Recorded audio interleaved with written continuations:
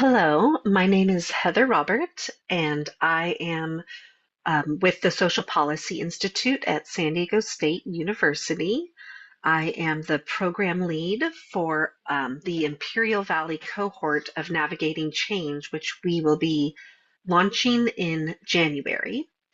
I believe some of you have heard a little bit about our program, but I wanted to take this time to give you an overview of the different components so that you have an idea of the purpose of the program, the different parts of the program, and how we're hoping to support families in Imperial Valley. So you may have heard from, um, I've been working with Joab Gonzalez and Jesus Atondo at SDRC, as well as Naomi Silva, who are all on the team at the San Diego Regional Center in Imperial Valley. I know some of them have been spreading the word about our program.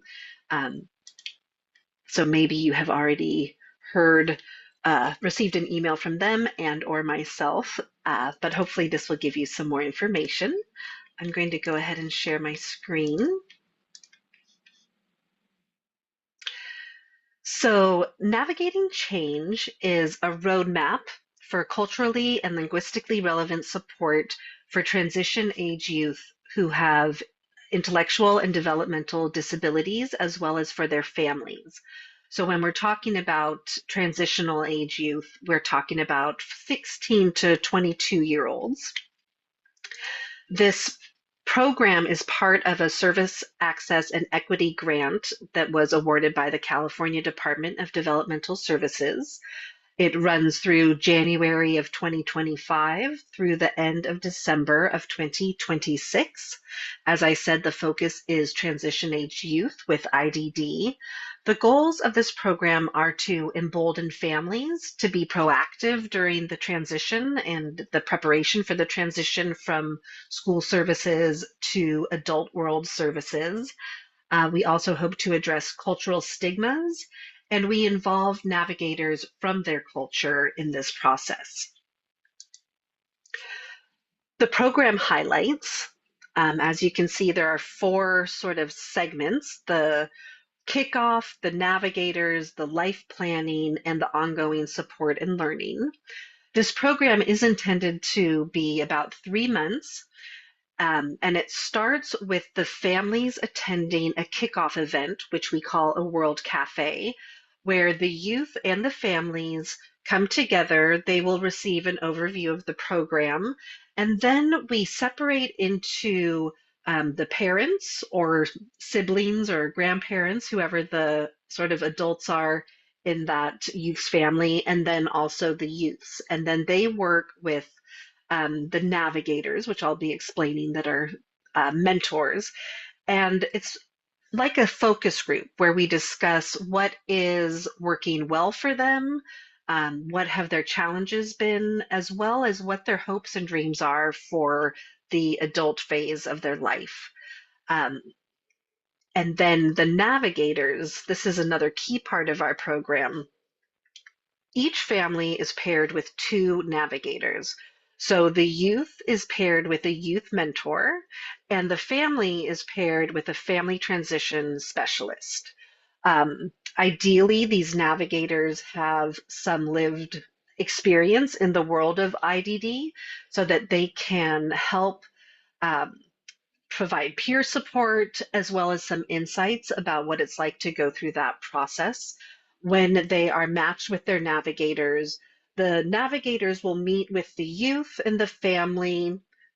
They work it out amongst themselves, but in the cohorts that we have launched here in San Diego, they meet about every 1 or 2 weeks, just to check in, see how they're doing, see if there are any programs or services that they are interested in that perhaps the navigator can help them research. And the navigators are there to sort of fill in some of the gaps that the service coordinators can't do everything, as we know. So it's sort of a support person that they are matched with to help them through this process. Each of the youth and families are also enrolled in the life planning series from the Home for Guiding Hands. So this is a 6-session course that runs over 12 weeks. Um, and in the next slide, we'll talk a little bit more about the different components of that program. For support and learning, the families and the youth will have access to online learning videos. Um, they include things such as grounding techniques and other sort of stress management um, techniques, information about self-determination programs, information about CalAble.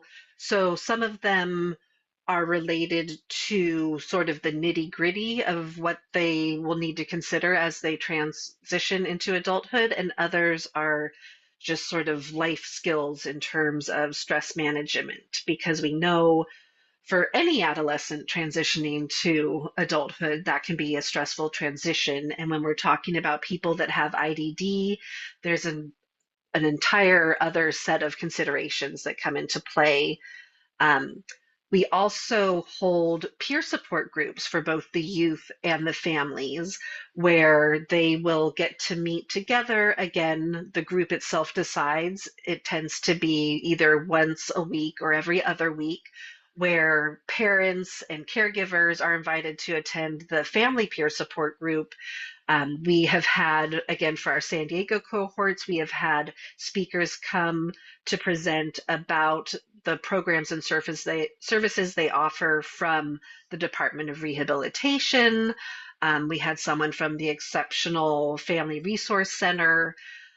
We also have just had meetings where we open it up to the group about what's going on in their life that particular week, if any specific challenges have come up. And we've seen that not only do they get support from the family navigators, but they get support from their peers, the other moms and dads, even the other siblings, about what has worked for their families. There's a lot of resource sharing where people learn about organizations that support people in the IDD community that maybe they didn't know about. For the youth navigators in San Diego, they don't meet quite as often as the family peer support, and because of some uh, communication challenges, those haven't been as highly attended. But again, so they do have a couple people that attend those peer support groups. They can talk about, what kind of jobs they want to have, what independence looks like to them. So again, they can talk with their peers about their vision. Um, and then there's also emails that go out to support the families and to support the youth whenever we hear about trainings or webinars, resource fairs, anything that we can share with the families and youth to give them more access to the amazing services and organizations that are out there that support the youth and their families. So for the Home of Guiding Hands, we have sort of partnered with them in terms of enrolling the families and navigating change into this program. Navigating Change in and of itself is a free program for everyone who participates. Home of Guiding Hands will be funded through the regional center. So that will be something they'll work with their service coordinator to get signed up for. So again, it's a 6-session program that lasts 12 weeks. So they meet every other week. It's all virtual. They offer sessions in both English and Spanish. Today we're talking about the cohort will be launching in Imperial in January, which will be for all Spanish-speaking families. So they will start their Home for Guiding Hands life planning classes in mid-January. The first session is when it's just sort of like, why do we need to plan for this? Just sort of getting everyone's head wrapped around all the things that will need to be considered. The second meeting, they talk about identifying the skills and the abilities of the youth, trying to figure out what they enjoy doing, what they're capable of, what they are able to do independently, what they are able to do with a little support, so that they can have a good assessment of um, what they can already do and maybe what additional training might interest them. Then they have a session about work, leisure, and building connections. This is an important session, not just about their vocational and employment future, but also thinking about what they want their leisure life to be when they're adults. What sort of hobbies are they interested in? Do they want to participate in recreational events? What are they going to do for their social connection? Because as we know, in the school setting, there's a lot of social connection built into just being in that setting.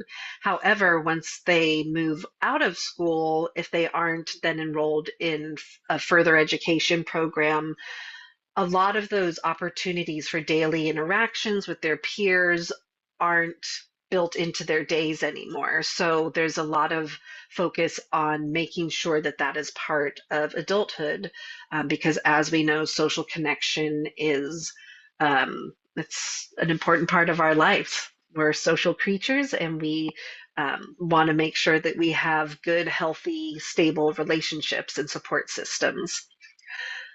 Another session is devoted completely to housing options. Every family is unique, every youth is unique. Some youths will go on to perhaps live independently. Maybe they will live in a group home setting. Perhaps they'll live independently but with some supported services. Some will remain at home with their parents. So again, that session will go over all the ways that housing can unfold for these young adults, um, as well as issues regarding benefits and the finances involved there, which leads into the fifth session, legal issues. This really involves long-term planning, so it can include discussions about conservatorships. It can include discussions of CalAble accounts, special needs trusts, guardianships, these sorts of things to make sure that the youth have maximum independence while also getting the legal supports that they need. Then the families and youth will have an individual meeting with the facilitator from Home of Guiding Hands, where they'll really sit down and look through everything they've thought through in the previous sessions and set goals for the next few years, and dive in a little bit more into sort of longer life planning and envisioning what their life can look like as they transition out of school. So the goal is that at the end of this program, they will have like a written plan, with the caveat, of course, that we all need to be flexible in our lives. So there is, um, you know, managed expectations to know, especially for youth. I'm guessing many of us can remember being that age, and you might start by being sure that you're going to take one career path, and then you try it and maybe it doesn't speak to you like you thought it would. Maybe it's not a good fit. So that's part of the sort of planning, is also setting expectations and empowering people to know that just because you have this plan written down and you thought it through, but as you go on, if things change, the youth have, we always want to support self-determination, self-empowerment, advocacy, that they can certainly be flexible in their plan as it unfolds as they get older. So, next steps. I do believe that a lot of you have heard from myself or Hoab or maybe Jesus or the service coordinators for transitional age youth at the regional center. We actually very quickly, after the initial outreach to families in Imperial, heard from 12 families, like within a few days. So we actually have put a wait list on the program for families. I think now we even have 2 families on that wait list, because we need to have the navigators to support them.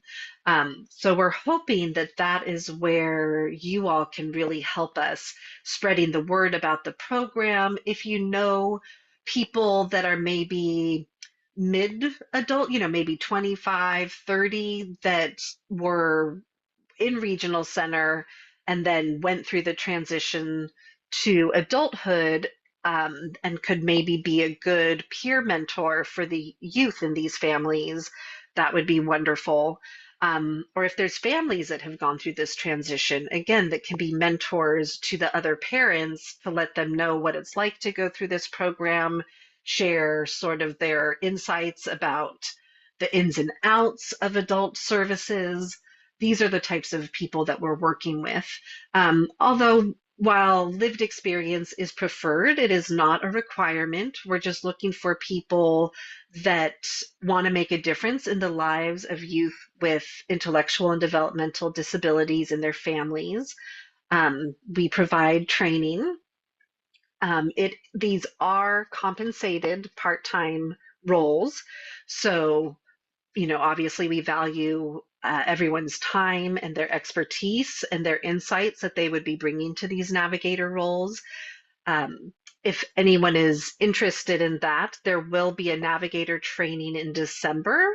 We'll be coming out to Imperial to do an in-hour training that will be about 2.5, 3 hours. And then in early January, there will be the World Cafe kickoff event where all the families will come, all the navigators will come, they'll meet each other, we'll have that focus group, and then the navigators will be paired with their families or their youth. Typically, a navigator will be matched with 3 to 4 families.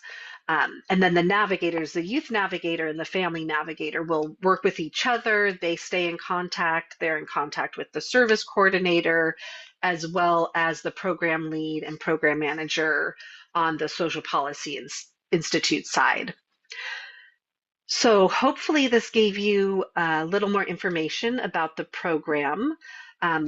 We are getting close to wrapping up our initial cohort in San Diego, our English one, and we have seen, we've been getting really good feedback from the families about Home for Guiding Hands, the support videos that we offer, the webinars. So and families will be able to participate, um, we know everybody is very busy, and we know that if you're a parent of someone with IDD, that there's a lot of caregiving involved, managing school, maybe managing medical or therapy appointments. So while we do encourage everyone to participate in the peer support groups, um, that's, some people will pop in every couple weeks, every 3 weeks. Other people are there every time. So there's a lot of flexibility there. Same with the navigators. They'll be able to work with the navigators to figure out how much support they need from them and what that will look like. So there really is this personalized aspect of being matched with someone that can give them support. So if you are interested, or if you have anyone that might be interested, or you want some more information, here is our contact information. I'm Heather Roberts. I am the Imperial Project Manager again, and I will be focusing more on the recruiting and training of the navigators, the mentors, and then my partner is David Ontiveros, and he is going to be focusing more on all of the family communication. Like I said, this is a cohort meant for Spanish-speaking youth and families. So that's why David will be working mostly with the families, because he is bilingual. I unfortunately am not. So I will be working with the navigators, and the navigators will need to be bilingual so that they can, communicate me and get their training, and then also communicate with the families. Yvonne Epps is our supervisor on the program. She's the program manager, so you can reach out to her as well.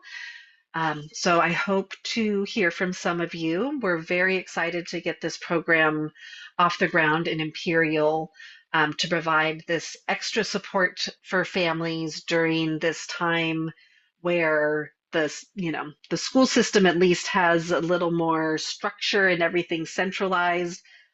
As we know, sometimes once it gets into adult services, the system's a little more um, fragmented. So navigating all of that can be a challenge, hence navigating change. So thank you very much for your time, and we hope to see you soon.